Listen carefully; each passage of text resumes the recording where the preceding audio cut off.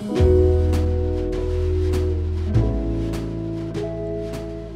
welcome back. So we're in the shop. It is Wednesday night at 8:20. Getting ready to get out of here in a minute. I'm not doing a full shop tour tonight. The place is kind of a mess because we've got two fairly large projects going on. One on the Ferrari and one on my M5. So I'll get into that a little bit here. So it starts at the end of the summer.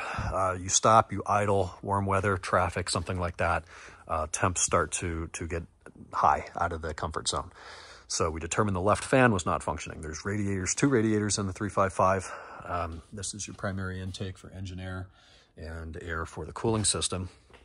So left fan wasn't working. First thing I did was check the relays. There's relays up there under the hood. I swapped the relay for the left and right fan. The right fan still worked. The left fan still didn't. So it's not a relay problem. Next step was the fan. We acquired a new fan, installed a new fan. Same problem, still didn't work. So then I'm thinking, okay, it's got to be the temp switch, which is up here on the left side, driver's side radiator. As we take the fan out, we're really looking at the radiator. We see some of that green coolant residue coming out of the old one up here. Which kind of means it's time for a radiator. And then during testing, the car got a little warmer than it should, and the right side radiator popped and started leaking all over the place. So, boom, new radiators. Ferrari ones are stupid expensive. These are allegedly better, greater cooling capacity, lighter weight. They're an aluminum core radiator instead of whatever BS they used, copper, I think, back in the 90s. CSF brand, and the cherry on top is they're like half the price of the Ferrari ones, and they don't take 6 months to get. So they're in, both the radiators are in. We have a little more work to do, a couple more parts we need. This was a headache today. The light is on my phone, so this is as good as it's gonna get. To get started, you get the car in the air, you take off the wheel, no problem. Take off the fender liner, just a bunch of Phillips head screws that look like that. Not a problem with that. Fan comes out with 4 10mm nuts, one on each one of those studs. Electrical harness at the bottom, no problem. Then you're looking at the radiator, and you will be for the next 3 hours. That's about how long it takes to get out. I have a whole bunch of shit out of here right now. So the fuel filter is disconnected and moved over here. It had a nut up here on this cross brace subframe bracket, whatever that is. I've taken out the fuel filler tube, neck, whatever. So that's just empty. That, of course, runs from right here over to the fuel tank, which is that. And then we're looking at the AC lines, but even with those things out of the way, you still couldn't see them. I had to move like extra hoses and wiring and all this extra shit. I don't know what this is. I think this is aftermarket. It's got a weird connector on it somewhere that doesn't look Ferrari, but I'm not going to pretend to know as much about Ferrari as I do BMW. And until I know what it is, I don't want to cut it off, but that's been hanging out here ever since we started servicing this car and found it. Eventually, you'll get access to these AC lines, and they're not put back together yet because I need the O-rings that go on there. Ferrari doesn't list that on Ricambi. It's about the only part they don't list. They're pretty good about assigning part numbers for everything and calling them out, but I can't find those. So it'll be a call to the dealership and or a custom shop tomorrow, a specialist shop rather, to figure that out. I don't think they're Ferrari specific, but they need to be AC O-rings and they need to be that size. Mounted on the other side of the left-hand radiator is the AC condenser. And that means you've got the AC lines coming over here. There's no way to replace the radiator without the AC condenser. They're bolted together. They come out together. The radiator assembly here itself is, at first glance, installed in a very simple fashion. It's got 2 studs at the bottom, one here and one here, that protrude through the bottom floor of the car. You can see the stud right there and right there. And then at the top, it's got an M8 thread that goes through that bracket and a nut right there. Oh, that's no problem. But then you've got your input and your output cooling hose. I don't know which is which. Standard hoses, standard hose clamps. Nice clean access here. Loosen the hose clamp, slide them down the hose. Break the friction coefficient with a pair of vice grips or channel locks and move the hose onto the pipe. This one, I had to just move and slightly bend and push all this crap out of the way to get some tools in there. And then the hose kinks or bends right after. So it's a lot harder to break that hose free and slide it over.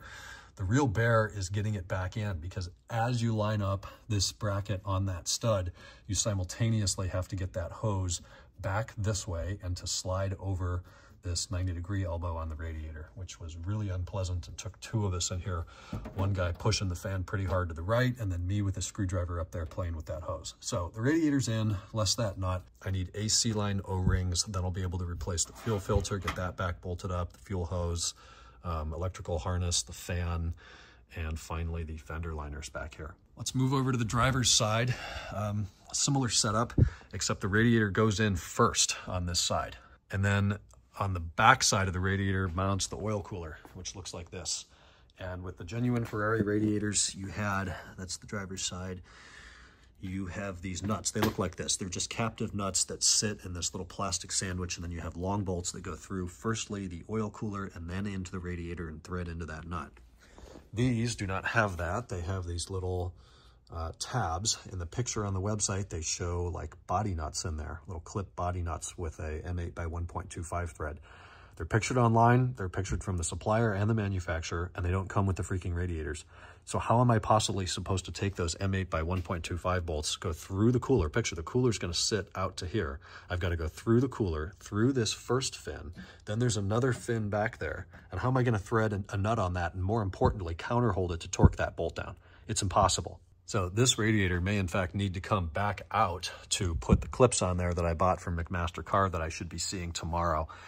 At which point, once we get some way to put the bolts through, then it's going to be a matter of putting the oil cooler in here, connection at the bottom, connection at the top, fender liner, wheel, and we'll be back in business in no time. Same deal over here though. My dad did this one earlier today, but it's got the hose here and the hose here. That one's easy, that one's not. Otherwise, you get a nice look at the engine from here. Doing spark plugs isn't terrible. Cylinder, if it's labeled like a BMW, I don't know. Cylinder 8 up there on the firewall would be the trickiest, and you kind of have to crawl in here, squeeze your shoulders, fit back in here, and then work with your head like right here. But you do have reasonable access to access the spark plugs. Fun fact, this is the last V8 Ferrari with individual throttle bodies, which is pretty cool. Negative thing is, oh, there's the alternator, check that out. Negative thing is, of course, with this engine, the F129, you've got timing belts. And we'll flip the camera around, make everybody dizzy. And we'll get a look right there. That's due to be replaced in the next about a year, maybe 2.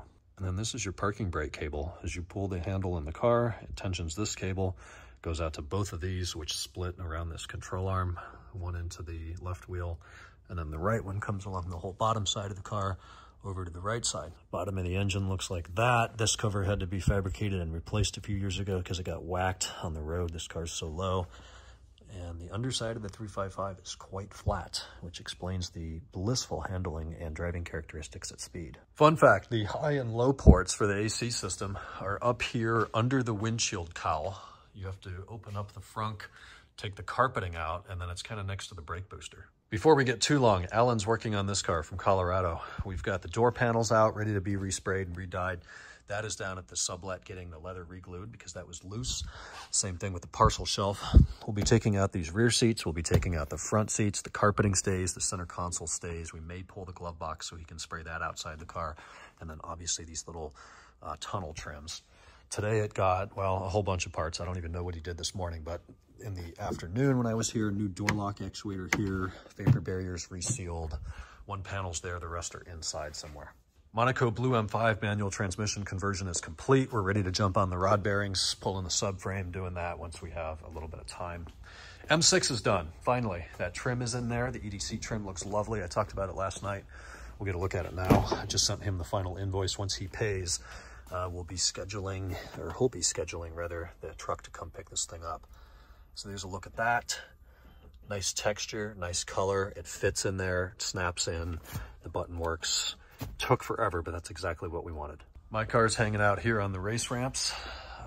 It's a nice working height, and then I don't have to worry about the lift hydraulics. And here's some of the parts. It should be going back together, at least get started at putting it back together tomorrow. Quick look, everything here's been in the ultrasonic cleaner, so the secondary air pipe looks really nice. Got new O-rings on both ends. That's a new one-way valve for the secondary air system and a new gasket in there. While it was apart, I couldn't bear to put old parts back on. Got new O-rings for the plenum, though I am reusing this gasket. It seems fine, there's no damage to it. This guy went through the ultrasonic cleaner, came out really nice. And the valve covers are off being powder coated right now and will hopefully match these trims that are quite new and perfect, less one scratch that I made when taking them off in a hurry. Got new radiator hoses. These are fine. I replaced them a couple years ago. They still feel great, so they'll be going back on. That got cleaned. This is gonna be pitched. That'll be kept. And then beautiful organization of fasteners here. I love stuff like that. Little bit of art in the shop now, paying respect to our country, our state, and the country and state where these beautiful cars were made. Anyway, full shop tour later. When we get some of these projects taken care of, it's a little bit cleaner and I don't have to use the bathroom and it's not 8:30 at night because I'm going to go home and eat and go to bed. Talk to you on Thursday. Good night.